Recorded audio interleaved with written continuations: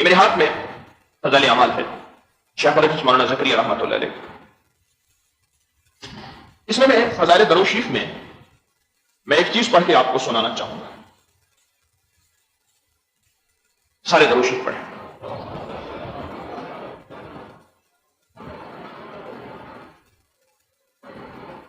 حافظ ابو نعیم حضرت سفیان ثوری رحمۃ اللہ علیہ سے نقل کرتے ہیں، یہ فضائل درود شریف پرانا مطبوع ہے، اس کا صفحہ نمبر 108 ہے، واقعہ نمبر 46 ہے۔ میں ایک بار باہر جا رہا تھا، میں نے ایک نوجوان کو دیکھا، وہ قدم اٹھاتا یا رکھتا، قدم اٹھاتا یا رکھتا تو کہتا اللہم صلی علی محمد وعلی آل محمد۔ یہ دو روایتیں ہیں، اللہم صلی علی محمد وآل محمد بھی ہے، اللہم صلی علی محمد وعلی آل محمد بھی ہے۔ یہ دو روایتیں دونوں طرح پڑھیں جائز ہیں۔ میں نے اس سے پوچھا کیا اس کی کوئی علمی دلیل بھی ہے یا یہ تیرا عمل اپنی مرضی سے ہے؟ کوئی تیرے پاس اس کی دلیل بھی ہے یا صرف تیری مرضی سے یہ عمل ہے جیسے تو چاہے کر لے؟ اس نے پوچھا تو کون ہے؟ میں نے کہا میں سفیان ثوری۔ اس نے کہا وہ عراق والے سفیان جو مشہور اللہ کے ولی ہیں؟ میں نے کہا ہاں۔ کہنے لگا تجھے اللہ کی معرفت حاصل ہے؟ میں نے کہا ہاں۔ اس نے پوچھا کس طرح معرفت حاصل ہے؟ میں نے کہا رات سے اللہ دن نکالتا ہے اور دن سے رات نکالتا ہے اور ماں کے پیٹ سے بچے کی صورت پیدا کرتا ہے۔ اور اس نے کہا کچھ نہیں پہچانا۔ میں نے کہا تو کس طرح پہچانا؟ اس نے کہا کسی کام کا پختہ ارادہ کرتا ہوں، اس کو فس کرنا پڑتا ہے، اور کسی کام کرنے کی ٹھان لیتا ہوں مگر نہیں کر سکتا، اس لیے میں نے پہچانا کہ کوئی اور ہستی ہے جو میرے کاموں کو انجام دیتا ہے۔ میں نے پوچھا یہ تیرا درود کیا چیز ہے، یہ جو تو درود پڑھ رہا یہ ہے کیا چیز؟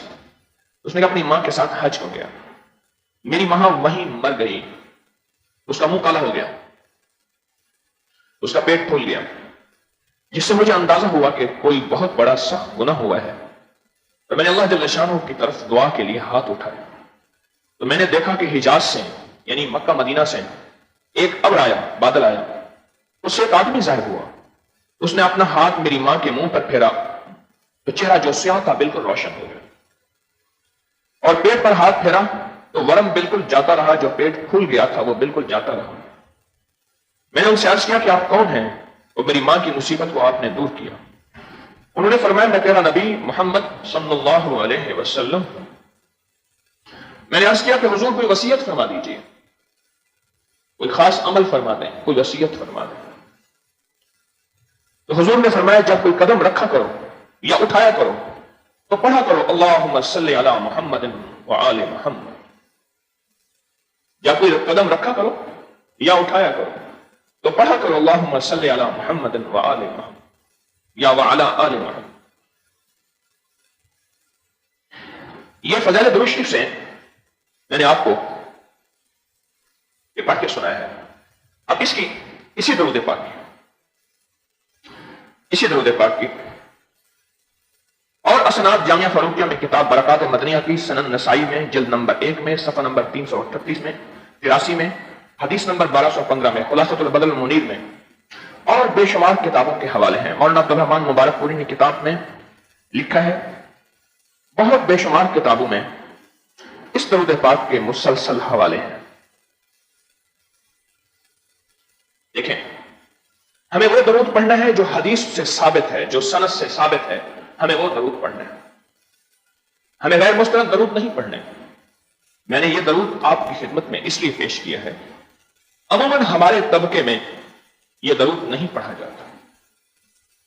اللہم صلی علی محمد وآل محمد نہیں پڑھا جاتا۔ حضرت شیخ الحدیث مولانا زکریا رحمۃ اللہ علیہ سے بڑھ کے عقیدے کا پاسبان شاید کوئی نہ ہوگا، اور ان سے بڑا مواحد اللہ والا ولی اور بہت بڑی باکمال ہستی بہت کم لوگ ہوں گے جو ان کے مقام پہ پہنچے ہوں گے۔ ان کے بارے میں تھا کہ وہ کتب نہیں تھے، کتب الاقطاب تھے۔ انہوں نے اپنی کتاب میں خاص اس درود کو شامل کیا، خاص اس درود کو شامل کیا۔ ہم سارے درود پڑھیں جو بھی درود روایات میں آئے ہیں، لیکن اپنی ساری روایات میں اس درود کو ضرور شامل کریں، اپنی ساری ترتیب میں پڑھنے میں اس درود پاک کو ضرور شامل کریں اور اس درود پاک کو ضرور پڑھیں۔ اللہم صلی علی محمد وآل محمد۔